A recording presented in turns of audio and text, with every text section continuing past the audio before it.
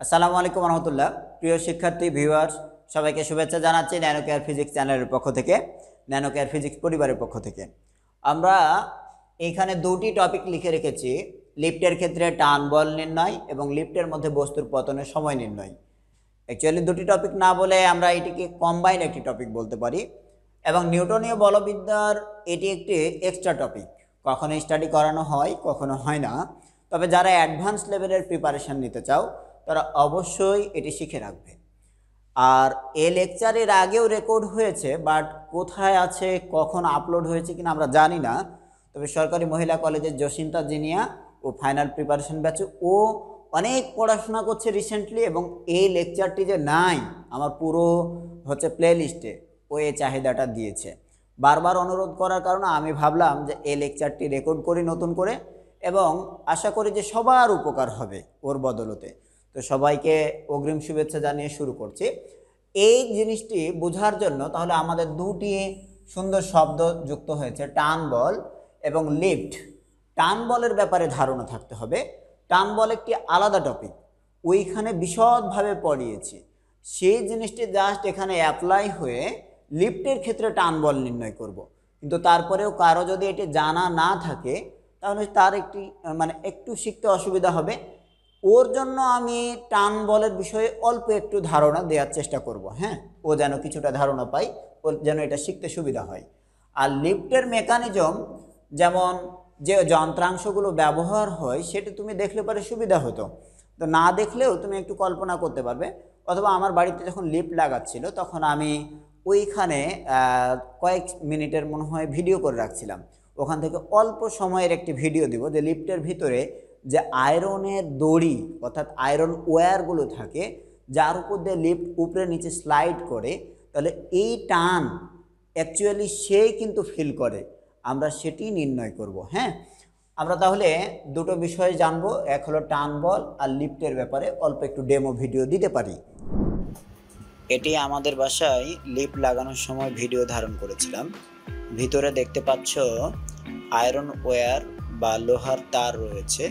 এই লোহার তারগুলোর উপর দিয়েই লিফটটি উপরে নিচে যাতায়াত করে এবং সে সময়ে টান বল ফিল করে। নিচে যখন লিফট নামে তখন টান বল কমে, উপরে উঠলে টান বল বৃদ্ধি পায়। আমরা টান বল শেখার জন্য অনেক কিছু না, জাস্ট আমাদের ঘরে থাকা এই ধরে নাও যে বস্তুটির কথা একটু ভাবতে পারি। এটি একটি রাবারের দড়ি বলতে পারো, রাবারের দড়ি বলো বা তার বলো বা যাই বলো। এটি দেখো যে কেমন আঁকানো বাঁকানো হয়ে রয়েছে। হ্যাঁ, এর স্থিতিস্থাপকতা রয়েছে, আরও কিছু বিষয় রয়েছে। এখন আমি এই বিন্দুটি ধরে দড়ির এই জায়গাটি ধরে ঝুলিয়েছি, তার ওজনের তুলনায় স্থিতিস্থাপকতা বেশি বিধায় এটি বেঁকে যাচ্ছে। কিন্তু তারে যদি তুমি বলো যে একটু ভার দিয়ে এভাবে ধরে রাখো বা একটু ওজন দাও, একটু এদিকে টান দাও, তুমি তো এটা টানই বলো। তাহলে আমি এইদিকে যতটুকু টান দিলাম, বল দিলাম, ঠিক এখানে টান ফিল করবে ততটুকু। তুমি দেখো এই যে আঁকানো বাঁকানো অবস্থায় রয়েছে, এটিকে যদি আমরা হাত দিয়ে না ধরে একটি ভর ঝোলাই, তো ভর ঝোলালে তার ডাউনওয়ার্ড একটি ফোর্স কাজ করবে ভূকেন্দ্রের দিকে, তাকে আমরা ওজন বলি বা ভার বলি। সেই ভারের কারণেও কিন্তু তাহলে ভারও একটি বল, এই বলের কারণে জিনিসটি আবার এরকম নিচের দিকে একটু সোজা হবে। যতটুকু ভার ঝুলাবো এই বিন্দুতে ঠিক ততটুকু টেনশন ফোর্স তৈরি হবে। আমরা দেখি, এই যে দেখো এই স্ট্যাপলারটি দেখছো, এই স্ট্যাপলারটির একটি কিন্তু ভর আছে। এটি যেহেতু অনেকটা লোহার মতো জিনিস, তাহলে ভরের কারণে তার একটা ওজন সৃষ্টি হবে এবং সেটি দেখবা যে অনেকটা টান টান হয়ে যাবে। হ্যাঁ, আমরা এটি একটু ঝুলিয়ে দিই, অন্য কোনো কিছু না। এটি শেষ প্রান্তে দিয়ে দেখব যে আগের তুলনায় এটি সোজা এবং সলিড হচ্ছে কিনা। আমরা রাবার দিয়ে একটু আটকাই যেন এটি না পড়ে যায়। হ্যাঁ, নাহলে আমার পায়ের উপর পড়তে পারে। এই যে দেখো এরকম আঁকানো বাঁকানো অবস্থায় ছিল, এই ভারটিকে এবার ঝুলিয়ে দেওয়ার পরে তার অবস্থা কি হয় একটু দেখতে চাই। দেখো অনেকটা সোজা হয়ে গেছে, আগের মতো আর আঁকানো বাঁকানো নাই। এই বিন্দুতে সেই টানটা কত ফিল করছে, অথবা পুরো সুতার উপরেই কিন্তু সে টানটা ফিল করে, বাট আমরা ঝুলন বিন্দুতে কাউন্টটা করছি। এই টান বলের মান হবে এটি এই মুহূর্তে যতটা ওজন নিচে দিচ্ছে এই জায়গাতে ঠিক ততটা টেনশন ফোর্স তৈরি হচ্ছে। আমি যদি আরও ওজন দিই তাহলে এই বিন্দুতে টেনশন তৈরি হবে আরও বেশি, এই সুতা ভাববে যে আমি তারে ধরে রাখতে পারবো কিনা। এই সুতার টেনশনের মান, টানের মান কতটুকু? এর ওজনের সমান, নিচের দিকে বলের সমান, অথবা লব্ধি বলের সমান। কেন লব্ধি বল বললাম?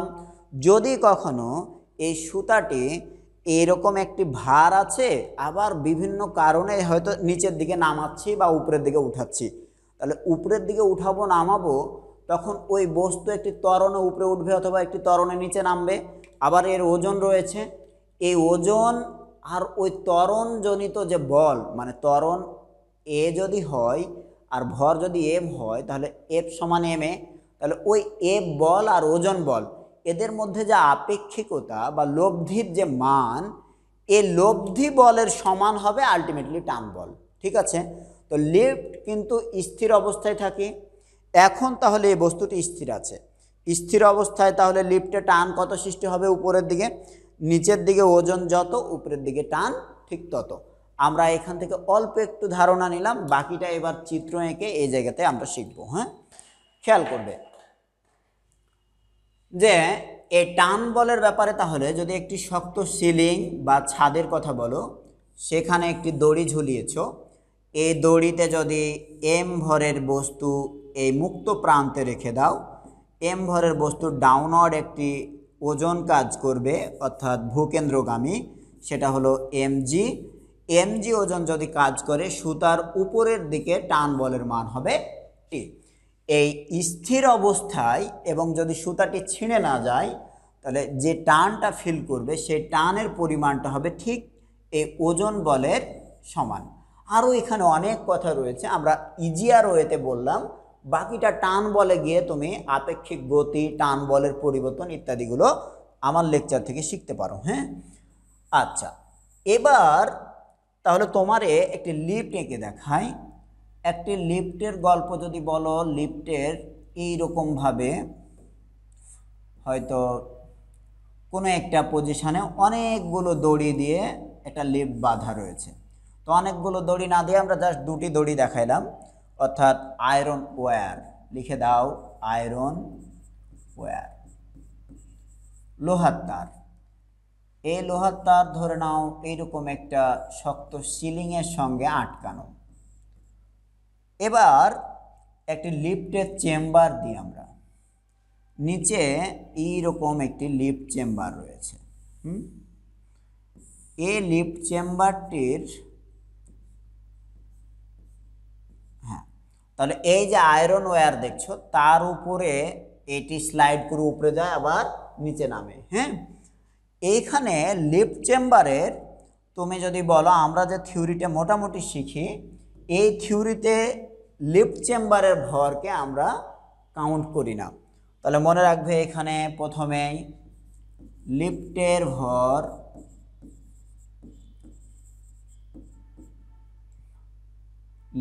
ভর ইগনোর করে আমরা এই পুরো থিওরিটা শিখব লিফটের ভর ইগনোর করে। লিফটের ভর যদি ইগনোর করো, লিফটটি যদি এরকম হয় যে এটা কোনো একটা ফ্লোরে দাঁড়িয়ে রয়েছে, ধরো 3 তলায় 4 তলায় দাঁড়িয়ে রয়েছে, এই স্থির অবস্থায় লিফটের ভিতরে একজন ব্যক্তি যদি লিফটের ভিতরে দাঁড়ায়, আচ্ছা, ওই ব্যক্তির দেখতে যেমনই হোক কোনো অসুবিধা নাই, তাহলে এই ব্যক্তির ভর যদি এম হয়, ও কিন্তু লিফটের এই সারফেসে, খেয়াল করো, মেঝের উপরে নিচের দিকে যে ওজনটি দিবে সেটি হলো এমজি। এখন লিফটের এই মেঝের উপর যদি এমজি ওজন ও দেয়, দাঁড়ানো অবস্থায় লিফটের মেঝেও কিন্তু তার বিপরীত দিকে একটা প্রতিক্রিয়া বল দেবে, সেই প্রতিক্রিয়া বল হবে ঠিক এমজি। ঠিক আছে? তাহলে এই প্রতিক্রিয়া বলের মানটা তুমি চাইলে পারে মাপতে পারবা। কতটুকু তাহলে প্রতিক্রিয়া বল? যতটুকু ওজন বল ঠিক ততটুকু প্রতিক্রিয়া বল। এখন এই প্রতিক্রিয়া বলের ডিরেকশন যেদিকে, আমি তোমার একটু বলে রাখি যে আলটিমেটলি এই লিফটের যদি 1টি 2টি 3টি 4টি যায় তার বল, সব মিলিয়ে কম্বাইন্ড উপরের দিকে বা এই বিন্দুগুলোতে লিফটের এই তার যে টান বল ফিল করবে, সেই টান বলকে আমি টি দ্বারা লিখলাম। তা আমি তো অলরেডি তোমাকে বললাম যে স্থির অবস্থায় এই টান বলের মানটা হবে ওজন বলের সমান, তাহলে টি ইজ ইকুয়াল টু এমজি। আবার খেয়াল করো, প্রতিক্রিয়া বল আর সমান সমানও mg। দ্যাট মিন্স লিফটের ক্ষেত্রে থিওরিগুলোতে বাংলাদেশি বই, ইন্ডিয়ান বই অথবা হায়ার লেভেলের অথবা অন্য কোনো ইউরোপিয়ান যদি বই দেখো, তাহলে সব মিলিয়ে এই বইগুলোতে দুই রকমভাবে জিনিসটা কাউন্ট হবে, হয় টান বল কাউন্ট করবে অথবা ওজনের প্রতিক্রিয়া বল কাউন্ট করবে। তো তুমি একটা জিনিস খেয়াল রাখবে যে নিচের দিকে ওজন বা লব্ধি ওজন যতটুকু কাজ করলো ততটুকুই ঠিক কিন্তু আমরা উপরের দিকে টান বল পেলাম। আবার বস্তু যদি বা লিফটের চেম্বার যদি উপরের দিকে যায় তখন আলটিমেটলি লব্ধি ওজন যত কাজ করবে ততটুকুই টান বল কাজ করবে, মনে থাকবে। তাহলে আমরা টি বলো আর ওজনের প্রতিক্রিয়া আর বলো, এই দুটো অ্যাকচুয়ালি সেম হবে। হ্যাঁ, অ্যাকচুয়ালি একই মান দিবে। তাই থিওরিতে কখনো আমি টি শিখাই, কখনো আর শিখাই। আজকে এটা ক্লিয়ার করার চেষ্টা করলাম। তাহলে স্যার আমরা যদি শুধুই টান বল নির্ণয় করি, এখন স্থির অবস্থায় mg এবং টি এ দুটো সমান, আমরা লিখে দিই একটু পাশে।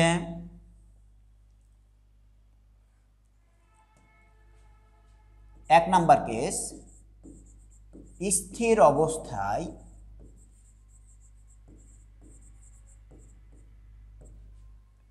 টি ইজ ইকুয়াল টু mg, অর্থাৎ ওজন যতটুকু নিচের দিকে কাজ করছে প্রতিক্রিয়া বল ঠিক ততটুকু। আমরা এইটা কেউ যদি বুঝতে ব্যর্থ হই তাহলে খুব মুশকিল হবে। তোমাদের আরেকবার মনে করিয়ে দেওয়ার জন্য বলি, আমি একজন ব্যক্তি, আমার একটি ভর আছে, সো ভূকেন্দ্রের দিকে আমার একটি ওজন কাজ করছে, এই ওজন হলো আমার ভর ইন্টু জি। এই দিকে যদি ওজন দিই তাহলে আমি যে স্টেজের উপর দাঁড়িয়ে রয়েছি এই স্টেজ যদি ভেঙে না যায় তাহলে বুঝবে যে এই সমতল পৃষ্ঠ আমার ঠিক ওজনের বিপরীত দিকে আমার ওজনের সমান প্রতিক্রিয়া বল সৃষ্টি করছে। সো আমি এইখানে স্থিরভাবে অবস্থান করতে পারছি। যদি এরকম কোনো একটি জায়গা হতো, যেমন বালির ওপরে তুমি দাঁড়িয়েছ, বালির একটি ঢিবির ওপরে, বালির ঢিবি দেখবা ভেঙে চলে যাচ্ছে, কারণটা কি? ওই বালির ওই সারফেস ওজনের সমান প্রতিক্রিয়া বল তৈরি করতে পারে না, তখন নিচের দিকে দেবে যায়। কেমন?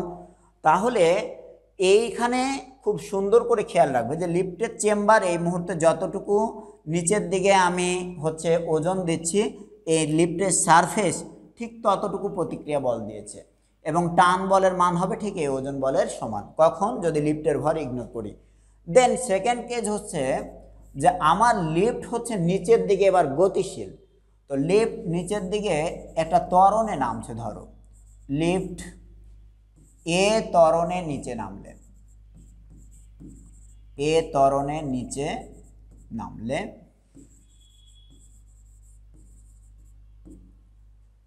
যখন নিচের দিকে এ ত্বরণে নামবে আমরা এবার ওজনের প্রতিক্রিয়া বল কতটুকু পাবো? ওজনের প্রতিক্রিয়া বলের পরিমাণটা একটু খেয়াল করো। আর ইজ ইকুয়াল টু যেটা হবে সেটা একটু খেয়াল করবে। আমার এবার যে চেম্বারটির উপরে আমি ভরসা করছিলাম এটি যদি সে লিফটের সারফেস হয়, আমি যদি বলি যে এই লিফটের সারফেসের উপরে যে ভর, আচ্ছা ভর একটু দিই, কোনটা দিব? আচ্ছা এই স্টেপলারটি দিই, খেয়াল করবে প্লিজ। তাহলে এটি ধরলাম লিফটের সারফেস এবং এটি হচ্ছে তার উপরে ভর। এখন এই ভর যে ওজনটা দিচ্ছিল ঠিক সারফেস তার প্রতিক্রিয়া বল হিসেবে ততটুকুই দিতে পারছিল। এবার এই সারফেস যদি নিচের দিকে নামতে শুরু করে, খেয়াল করবে নিচের দিকে এ ত্বরণে নামছে, আর এই বস্তুটি মুক্ত অবস্থায় যদি থাকতো তাহলে কিন্তু ছেড়ে দিলেই তাকে জি ত্বরণে পৃথিবী টান দিত। তাহলে এটি জি ত্বরণে নামছে আর সারফেস নামছে এ ত্বরণে, তাহলে এদের মধ্যে বলের একটা কিন্তু ডিফারেন্স রয়েছে।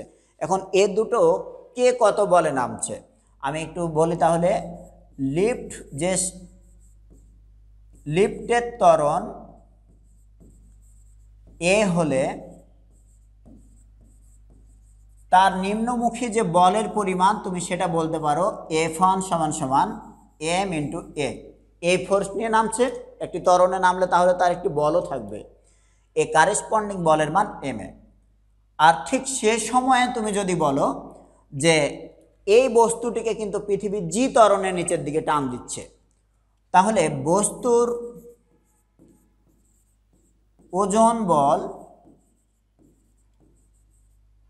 বস্তুর ওজন বল F2 নামে যদি লিখি সেটা হলো mg।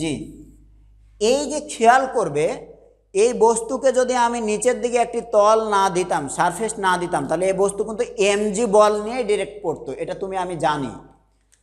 এখন আলটিমেটলি তাহলে নিচের দিকে কত লব্ধি বল সৃষ্টি হয়েছে, কতটুকু লব্ধি বল ফিল করছে? এটা মুক্ত অবস্থায় পড়লে শুধুই mg বল হইতো, কিন্তু তখন কোনো প্রতিক্রিয়া বল উপরের দিকে কেউ দিচ্ছে না, এ mg বলে নামতে চাচ্ছে আর এই সারফেস ma বলে নামছে। খেয়াল করবে যদি কোনো কারণে mgর তুলনায় ma ছোট হয়, mgর তুলনায় ma ছোট হয়, তাহলে এর বলটা বেশি আর এর বলটা কম, তাহলে তাদের মধ্যে একটা পার্থক্য রয়েছে বলের। সে ডিফারেন্সটা কতটুকু হবে? আমরা তাহলে এখানে লব্ধি বলের কথা যদি বলি, লব্ধি বল, অথবা তুমি বলতে পারো এটা আপেক্ষিক বল। তো লব্ধি বল এর দুটো একই দিকে যখন ক্রিয়া করছে তখন হবে তাদের বিয়োগফলের সমান। তাহলে বিয়োগফলটা কত হবে? এটা হবে F2 মাইনাস F1, এটা হলো লব্ধি বল। তো F2 মাইনাস F1 যদি করি, আমরা mg থেকে ma বাদ দিব, m কমন নিলে হবে g মাইনাস a। এতটুকু লব্ধি বল। আলটিমেটলি মনে রাখবে যতটুকু লব্ধি বল সৃষ্টি হলো ঠিক ততটুকুই ওজনের প্রতিক্রিয়া বল সৃষ্টি হবে, ঠিক আছে? অর্থাৎ এই সারফেস স্থির থাকলে পুরোপুরি প্রতিক্রিয়া বল দিতে পারছিল, কিন্তু এই সারফেস নিজেই একটা বেগ নিয়ে বা একটা ত্বরণ নিয়ে নিচে নামছে, তাই ততটুকু প্রতিক্রিয়া বল দিচ্ছে না। এবং যদি এরকম হতো যে এই সারফেস আলটিমেটলি এটা যে ত্বরণে নামছে এটাও যে ত্বরণে নামছে, তাহলে মনে রাখবে যে দুজনেই একই ত্বরণে নামার কারণে কখনোই একে প্রতিক্রিয়া বল দেওয়ার চান্স পাবে না, কারণ এ যে ত্বরণে নামছে এও সে ত্বরণে নেমে যাচ্ছে, তাহলে এ কি কখনোই উপরের দিকে তাকে একটু হলেও প্রতিক্রিয়া বল বা ধরে রাখার কোনো সুযোগ পাবে না। অর্থাৎ তখন প্রতিক্রিয়া বলের মান হয়ে যাবে শূন্য, দুটোই যদি একই বেগে চলে। এখন তাহলে প্রতিক্রিয়া বল কতটুকু হবে? এদের ত্বরণের যে ডিফারেন্স রয়েছে সেটার সঙ্গে এই m এর গুণফল, এতটুকু হবে প্রতিক্রিয়া বল। তাহলে লিফট এ ত্বরণের নিচে নামলে ঊর্ধ্বমুখী প্রতিক্রিয়া বল হবে m g মাইনাস a। এখন ঊর্ধ্বমুখী প্রতিক্রিয়া বল যতটুকু আমরা জানি টান বলও ঠিক ততটুকু। সো লিফট যে টানটা ফিল করবে সেটা হবে m g মাইনাস a। এই জায়গাটি জাস্ট আরেকবার যদি তুমি একটু থামিয়ে থামিয়ে কেউ বুঝে, প্রথমবারে বুঝতে অসুবিধা হয়, তাহলে তার আর কোনো অসুবিধা থাকার কথা না। তাহলে আমরা লিফট এ ত্বরণের নিচে নামলে আলটিমেটলি লব্ধি বল বা ওজনের প্রতিক্রিয়া বল এবং টান বলের মানটি পেলাম।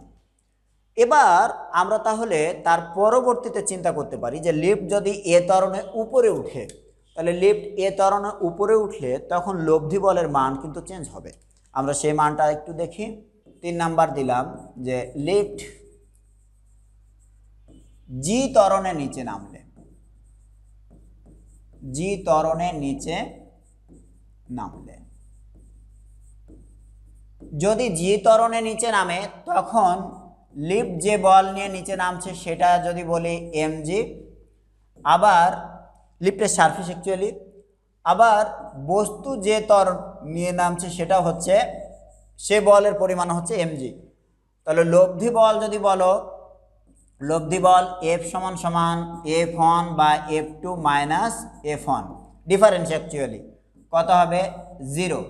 যদি 0 হয় সে সময়ে ঊর্ধ্বমুখী প্রতিক্রিয়া বলের পরিমাণও হবে 0, দ্যাট মিন্স টান বলের পরিমাণও হবে 0। এই কথাটি বলার পরে তোমার জাস্ট একটু বুঝিয়ে দেই যে এটি ছিল তাহলে বস্তু আর এটি ছিল লিফটের সারফেস, দুটোই যদি এবার একই ত্বরণে নামে তাহলে এই সারফেস কোনোভাবেই একে উপরের দিকে কোনো প্রতিক্রিয়া বল দেওয়ার চান্স পাচ্ছে না, কারণ দুজনেই একই অবস্থায় একই ত্বরণে নিচের দিকে নেমে যাচ্ছে। তাহলে এ যে উপরের দিকে একে একটু চেড়ে ধরবে, একটু তুলে ধরবে, একটু প্রতিক্রিয়া বল দেবে তার চান্সই নাই, কারণ এও যে ত্বরণে নামছে এও সে ত্বরণে নামছে।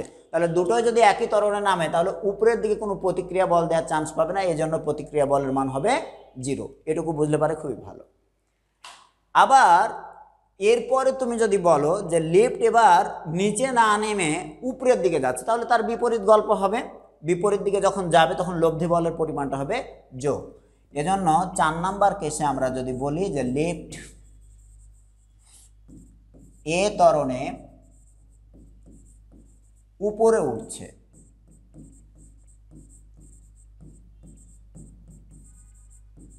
এই সময়ে লব্ধি প্রতিক্রিয়া বলের মান তাহলে যেটি হবে এম জি প্লাস এ। ঠিক আছে, অর্থাৎ এম জি আর তার বিপরীত দিকে কাজ করবে M A, M G plus এ। তখন টান বল বা প্রতিক্রিয়া বলও হবে এম জি প্লাস এ। ওকে, তুমি এই জায়গা থেকে একটা জিনিস দেখতে পাচ্ছ যে নিচের দিকে নামলে যদি এম এর সঙ্গে জি মাইনাস এ গুণ হয় আর উপরের দিকে হইলে এম এর সঙ্গে জি প্লাস এ হয়, তাহলে পারে অবশ্যই এই উপরের দিকে ওঠার সময় টান বল বেশি। তাহলে আমরা লিখে দিতে পারি সিদ্ধান্ত, ডিসিশন হচ্ছে লিফট উপরে ওঠার সময়ে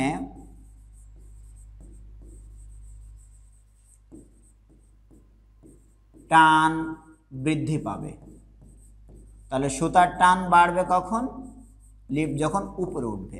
হ্যাঁ, এই জন্য লিফট যদি ছেঁড়ার আশঙ্কা তৈরি হয়, মনে রাখবা এই উপরের দিকে যখন উঠবে তখন লিফটটা ছিঁড়তে পারে। আমরা এই টোটাল বিষয়টা দেখো যে তোমাকে এখানে একটি লিফটের চেম্বার দিয়েছিলাম, একজন ব্যক্তি না হয়ে তোমার তো এখানে 10 জন ব্যক্তি উঠে, তাহলে 10% লেখা থাকে। এখন এই 10%-এর জন্য আবার ওয়েটের পরিমাণটা তুমি নির্ণয় করতে পারো, কারণ ওখানে লেখা থাকে ম্যাক্সিমাম হয়তো 850 কেজি। এখন 850 কেজি যদি ভর উঠে তাহলে তার কারেসপন্ডিং ওজনের পরিমাণ ডব্লিউর মান হবে, আমরা যদি জি এর মান 9.8 না ধরে 10 ধরে নিই, তাহলে 8500 নিউটন হচ্ছে নিচের দিকে ওজন। তাহলে এই সময়ে স্থির থাকলে লিফটের ঊর্ধ্বমুখী এই টান বলের মান হবে 8500 নিউটন। এটি যখন নিচের দিকে নামবে তখন এইটা দেখো যত বেশি ত্বরণে নামবে টান তত কমে চলে আসবে, আর এটা আবার যখন উপরের দিকে উঠবে তখন যত বেশি ত্বরণে যাবে এই জি এর সঙ্গে এটা যোগ হয়ে তত ঊর্ধ্বমুখী টান বলের মান বেশি হবে। তাই লিফটকে পারতপক্ষে উপরের দিকে তোলার সময়ে এই ত্বরণের মান যত কমানো যায় ততই সুবিধা। যদি ত্বরণ বেশি হয় খুব দ্রুত যাবে, বাট ছিঁড়ে যাওয়ার আশঙ্কাটাও থাকবে। মনে থাকবে, এ হলো লিফটের ব্যাপারে গল্প। এবার তুমি যদি মনে করো যে আরও একটু অ্যানালিটিক্যাল একটা জিনিস শিখি, খুব দরকার আছে তা না, কিন্তু জানলে তোমার ভালো লাগবে যে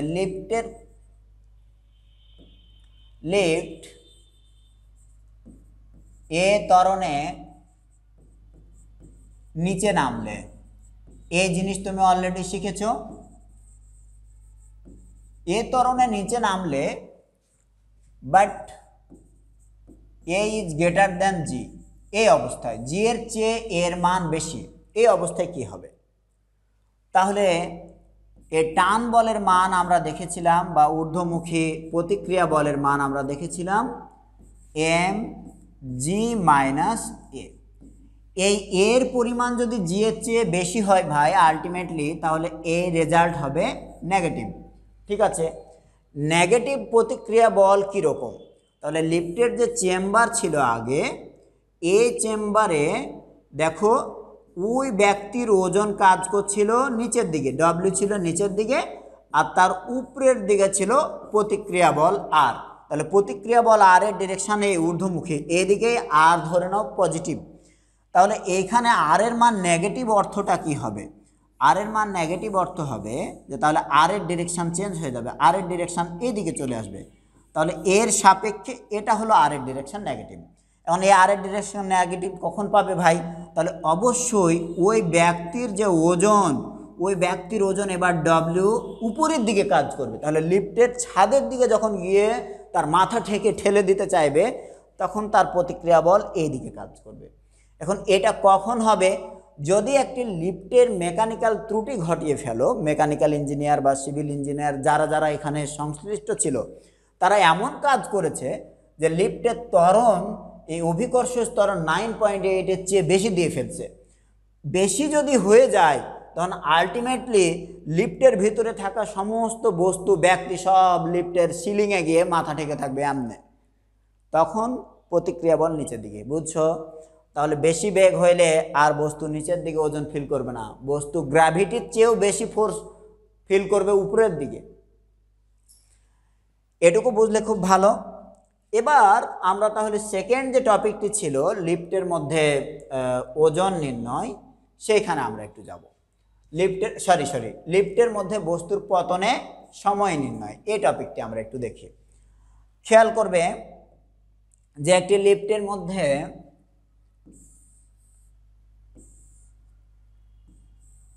একজন বস্তু রয়েছে, না একটা ব্যক্তি রয়েছে, বস্তু ভুল বললাম। তাহলে এটা একটা লিফটের চেম্বার অ্যাকচুয়ালি। এই লিফট উপরে নিচে ধরো এভাবে উঠানামা করছে। একজন ব্যক্তি, এবার ব্যক্তির একটু লম্বা করে আঁকি, হ্যাঁ, যাদের হচ্ছে তোমাদের মধ্যে যারা লম্বা তাদের একজনকে আঁকলাম। তো এই ব্যক্তির গল্প যদি বলি, যে সে সুন্দরভাবে লিফট উঠানামার সময় তার হাত থেকে একটি ছোট্ট বস্তু ফেলে দিচ্ছে। তাহলে তার হাত থেকে ধরে নাও একটি কয়েন অথবা একটি ক্রিকেট বল অথবা অন্য কোনো ধাতব পদার্থ সে ফেললো। তাহলে এই ধাতব পদার্থ ভূমিতে এসে পড়তে, মেঝেতে এসে পড়তে যে সময় লাগবে সেই সময়কে আমি ধরলাম টি। স্থির অবস্থায় যদি বস্তুটিকে ফেলা হয় আর লিফটও যদি স্থির থাকে তাহলে তার পতনের জন্য সময়, তাহলে আমরা তিনভাবে সময়টি নির্ণয় করি। যে লিফট স্থির, টপিকের নামটি কি লিখে রাখলে সুবিধা হইতো কিনা? আচ্ছা, লিখে দিতে বলবো। লিফট স্থির, এই সময়ে তুমি যদি বলো টি এর গল্প, তাহলে টি কত হবে? আমরা বস্তুর পতনের সময় জানি যে v square is equal to u square plus 2gh। উপর থেকে বস্তু যদি নিচের দিকে পড়ে, এই ব্যক্তির যদি হাত এইচ উচ্চতায় থেকে থাকে তাহলে লিফটের সারফেস হতে এই উচ্চতাকে আমি ধরলাম এইচ। ওকে, লিফটের সারফেস হতে এইচ উচ্চতায় বস্তু ছিল এবং সে স্থির অবস্থায় ফেলেছে।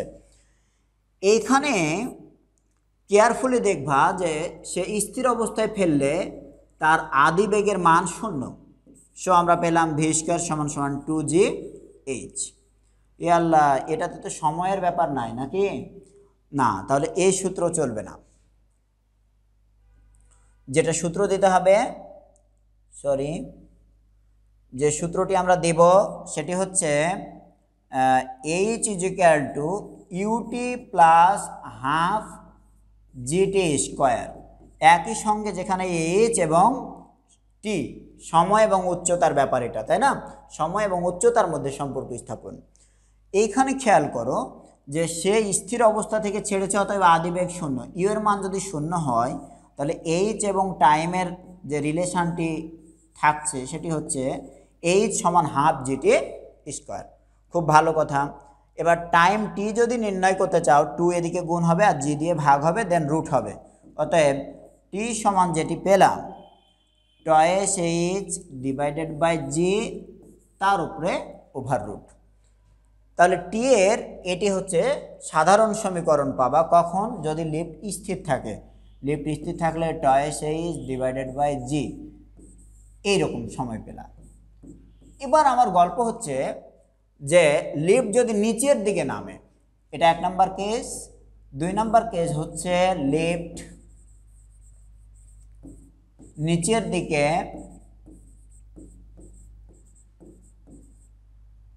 এ ত্বরণে গতিশীল। খুব জটিল কোনো কিছু চিন্তা করা লাগবে না, তোমার আগে যে ফিজিক্সটা শেখানো হলো সেটার দিকে তাকাও। এ ত্বরণে যদি গতিশীল হয় তাহলে তার আপেক্ষিকভাবে নিচের দিকে, আমরা যে বল বা ত্বরণের হিসাব নিকাশ এর আগে করেছি সেটা কিন্তু আর জি ছিল না, সেটা ছিল জি মাইনাস এ। তাহলে জি মাইনাস এ যদি হয় তখন সূত্রটি এইরকম হবে, h is equal to u t plus half g minus a into t square. হ্যাঁ, কারণ লিফটের সারফেসও এখন ওই বস্তুর থেকে একটু নিচের দিকে নেমে যাচ্ছে, দূরে চলে যাচ্ছে। কত ত্বরণে? এ ত্বরণে। তাহলে বস্তু নামছে জি ত্বরণে আর ও নামছে এ ত্বরণে, তাহলে তাদের মধ্যে কিন্তু একটা আপেক্ষিক ত্বরণ রয়েছে। এই আপেক্ষিক ত্বরণ রয়েছে, এই কারণে সময়ের একটা হেরফের চলে আসবে, তাই না? আচ্ছা, এখন তুমি এটুকু কিন্তু আবারও স্থির অবস্থায় বলে ইউ এর মান 0 ধরবা আর এইটার জন্য তাহলে আলটিমেটলি হিসাব নিকাশটা আবার এরকমভাবে যদি নিয়ে আসো তাহলে টি সমান সমান লিখতে পারবা টয়েস এজ ডিভাইডেড বাই কত জি মাইনাস এ। এইখানে তাহলে আমাদের হবে t is equal to twice h divided by g minus a তার উপরে রুট ওভার। ওকে, আমরা যদি বলি যে তাহলে ত্বরণে যখন নিচে নামছিল এবার ত্বরণে যদি উপরে উঠে লিফট এ ত্বরণে 3 নাম্বার কেস লিফট এ ত্বরণে উপরে উঠলে